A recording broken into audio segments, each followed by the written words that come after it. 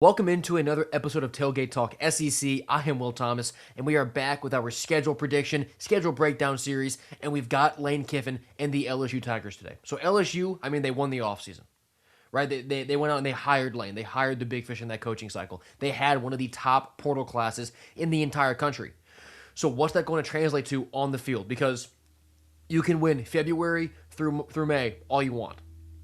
But that's not really what wins you championships. What wins you titles is what you work on in the summer, in the fall, and how you're able to carry over all those off-the-field headlines onto the field in August, September, November, December, and so forth. So let's just get straight into LSU schedule, break down all 12 of these games because there are some really big-time matchups on this schedule for Lane in his first year in Baton Rouge. So in week one, LSU hosts Clemson. This is a rematch from last year when LSU went and beat Clemson in the other Death Valley in week one. College game day is going to be there. The atmosphere for Lane's opening week is going to be incredible, and I've got LSU winning. I do think they handle Clemson here in week one. They're like a 10.5-point favorite right now. I would be surprised if they cover that for now, just because, the Sam Levitt thing, I'll talk about it like 100 times in this video, but it worries me that he wasn't a part of spring and that they're at a point now where they're like, he should be 100% by the summer because that feels like he might be ready by fall. Is kind of how I'm translating that right now. So in week one, with all these new transfers, by missing spring practice, I do worry about LSU's offense, at least passing offense, in the early on in the season. So I think that this Clemson LSU game could once again be a really low-scoring game like we saw last year. So even if they don't win by 11 or more, I still do have LSU winning this game against Clemson to start off 1-0 in Lane Kiffin. During Lane Kiffin's tenure in Lane Kiffin, won the world. Week two, they host Louisiana Tech. That'll be a win. You're in state, a weaker game here. And that's going to tune you up. Now, that game could be close for the first half or something, just because I find it hard to believe that LSU won't be looking ahead to when they go to Ole Miss in week three. This is the most anticipated game of the year, obviously. Maybe the most anticipated game in the past 5 or so years, although I don't want to forget the hype around Texas Ohio State last year. I don't need to explain to you guys everything about this game, so I don't even know if I need to. But, I have LSU losing this game to Ole Miss. I think they go to Oxford and they get beat. This is going to be prime time. It's going to be a night. It's going to be a night game. This will be where College game day goes. I don't know if they've officially announced it yet, but it will be there.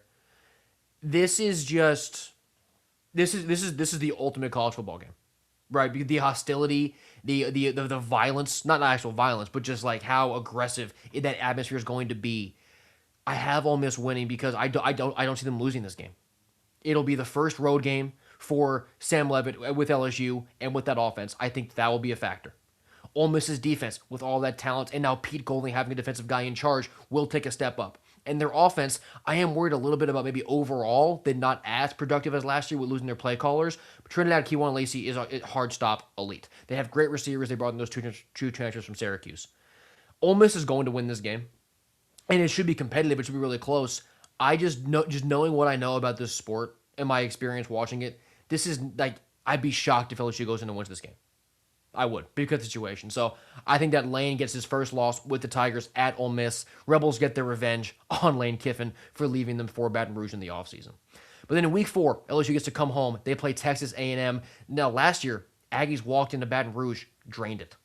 They blew them out. That place was empty in the fourth quarter. And that's what got Brian Kelly fired.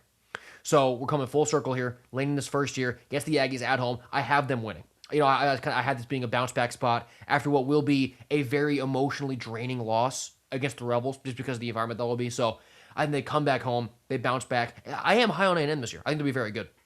But I do think that LSU catches A&M at home, gets a win in week four to improve to 3-1. And then their next 4 games, it's a really good stretch here to stack some wins. First off, in week 5, they host McNeese. That's a win. You get another weaker opponent there in week 5. A pretty convenient spot for it for LSU here. And in week 6, they go to Kentucky. If you watch my Kentucky video, I'm pretty high on them. I'm decently excited about what Kentucky can do this year. But this is a spot where I do believe LSU gets a win, even though it's on the road, just because you already have your loss. And when you kind of lose your margin for error and you're playing against weaker opponents, I don't really worry about sleepwalking into it, not being prepared. So give me LSU over Kentucky in Lexington week 6. Then in week 7, they host Mississippi State. That'll be another win. You get a home game against a weaker Bulldogs team. I trust Lane and the offense to, for the most part, be flowing by now. Even though I'm lower on Sam Levitt than most people, I do believe by week 7, he'll be comfortable enough, as long as he stays healthy, to be effective enough to beat Mississippi State at home. And in week 8, they go to Auburn. I have another win here. This one could be tricky because Auburn is one of those teams that could, with their talent, could definitely catch people this year. But I will take LSU to win this game in Week 8. Really carry some momentum into their bye week because if this is how it plays out, they'll be 7-1 heading into their Week 9 bye. And I mean, top 10, probably top 10, especially if their only loss is at Ole Miss, who will also be highly ranked. So 7-1 LSU going into their bye week, just tons of momentum, tons of expectations, tons of hype. There's a 3-game stretch here that really scares me. In Week 10, LSU hosts Alabama. Now you get Bama in Baton Rouge. That's a good feeling. I think it's a loss here because for Bama, their secondary is one of the best in the country. And me being a little bit lower on Sam Levitt, regardless of injury health, that scares me. And I just believe that Bama's offense at this point, they'll have been breaking in a new quarterback, whether it's Keelan Russell or Austin Mack. By Week 10, they know what they are. So I've got Bama being able to go in there. I just kind of trust the Crimson Tide more.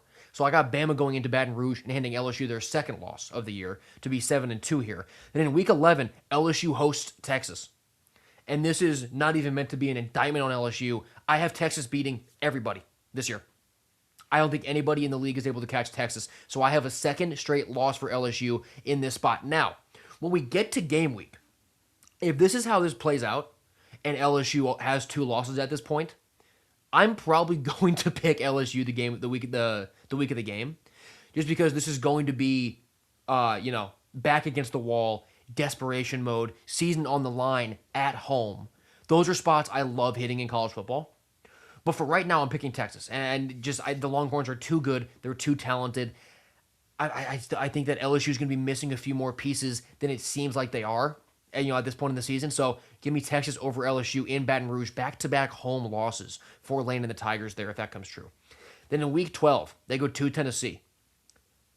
I'm predicting a loss here, assuming what I have previously is correct, which is that they'll have 3 losses. They'll be 7-3 at this point, meaning that they're not going to the playoff. They're going to be out of playoff contention at this point.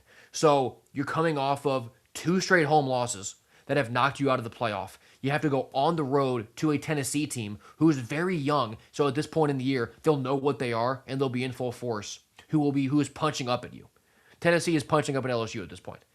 I've got Tennessee beating them again.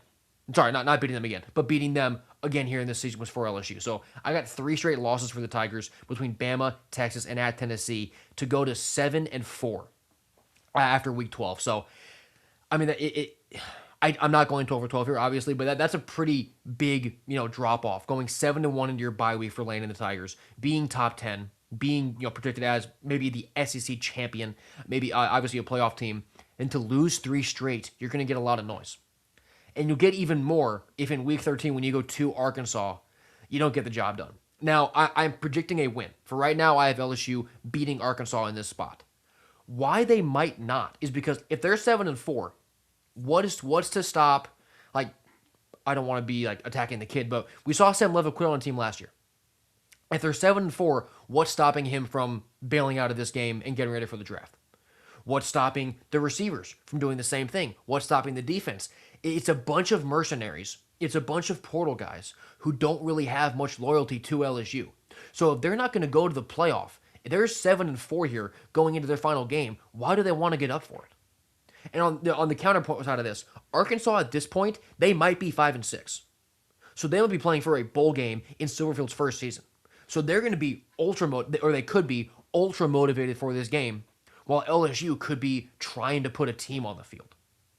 So I'm leaning win right now because that's a lot of things that have to come true in order for that to be the situation of that game. But there's a very good chance that we get to this game and Arkansas gets to play it, LSU has to play it. And in those spots, the team that gets to play it, I like them a lot more. So I'll lean W for LSU there to finish 8-4, but that game against Arkansas could really be a toss-up based on the situation around it. So I got LSU going 8-4. Now that is not the expectation. Their win total, I actually think, might be at 8.5. Let me look right now while I'm talking to you guys. But obviously, Lane at LSU, with the amount of money that they put into that roster, the expectation year one is playoff. And, try and go to Atlanta. Compete in the SEC. I don't have them doing that this year. And that's not... I do believe that Lane at LSU is going to get it done. So their win total is 8.5. That is their middle ground. So even though that number seems low, that's kind of what's being projected. And I believe that a large part of that is due to... how many new faces there are on the portal, But more than that, the fact that you haven't had your quarterback through the spring. That is so, it's really detrimental even when you have your quarterback returning. But Sam Levitt is, coming into a new conference with a new coaching staff, and I believe it's 12 new receivers were portaled in. So it's not like you have receivers who were at LSU period last year. It's all new faces. So I really don't like not having Levitt throughout the spring. Because I go back to last year. Now, this might be not a bit of an extreme example, but like DJ Lagway at Florida, man, he came back, he missed all of spring. That team was horrible. The offense couldn't do anything because he wasn't healthy. He couldn't see the field up until right before the season. And I don't predict a Florida-type collapse for LSU this year, but I think it's a similar sentiment where if your quarterback, who is new, and your offense, which is new, doesn't get spring reps, and you just kind of have to ease into it in the fall, you can not be ready. And LSU has to be ready. Clemson isn't great, but they're not a bad team either. Challenging game. Week 3 at Ole Miss, obviously challenging. A&M can beat you. I do believe that Kentucky on the road can beat you. So LSU's got a slippery slope here because they need to be ready early in the year, or you could see them stack maybe some bad losses early on, and you could see that spiral that I'm worried about late in the season happen way earlier. But obviously, the ceiling for this LSU team, if it all works out, is not losing a game.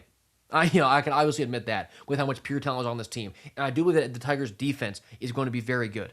I got questions about their offense. I got questions about all the portal ads. So we'll see what happens. But LSU, regardless, is going to be fun to watch this year. It's going to be really fun to watch all the narratives around Lane, regardless of how the team goes. If they're really, really good, it'll be fun. If they're really, really bad, or not really, really bad, if they underperform, it might be even more fun. So we'll see how LSU goes this year, but I've got them going 8-4, missing out on the playoff in Kiffin's first year in Baton Rouge.